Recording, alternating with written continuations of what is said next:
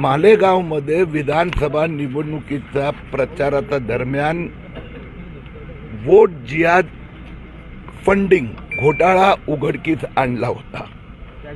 आता तो घोटाळ्यात हे बाहेर आलं की 2200 कोटी रुपये सिराज मोहम्मद आणि मोहम्मद बगाड यांच्या खात्यात आले आणि त्यातनं 319 कोटी रुपये अशा प्रकारच्या प्रवृत्तीसाठी म्हणजे फंडामेंटलिस्टिक मुस्लिम संस्था, टेरर रिलेटेड संस्था, वोट जिहाद या कामासाठी वापरण्यात आला आणि त्यातला काही पैसा बांगलादेशी आणि रोहिंग्यांना आता जन्माचा दाखलासाठी आता तपासात बाहेर आलं।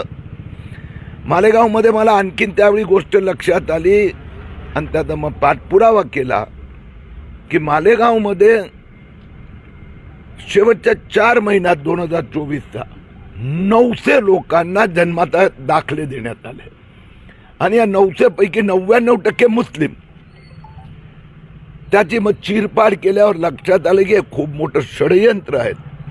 वर्तमानपत्रात जाहिराती द्यावे लागतात, त्या जाहिरातीमुळे अंजनगावचा एका कार्यकर्त्याने ही गोष्ट आमच्या लक्षात 10 दिवसापूर्वी आणून दिली आणि त्यात मग आपण पाहिलं काल मुख्यमंत्री देवेंद्र फडणवीस यांनी सांगितलं अंजनगाव 1,60,000 तहसील, 60,000 ची नगरपालिका, त्यात 20,000 मुस्लिम आणि 14 ते अर्ज आले आहे। याची आता चीरफाड होणार।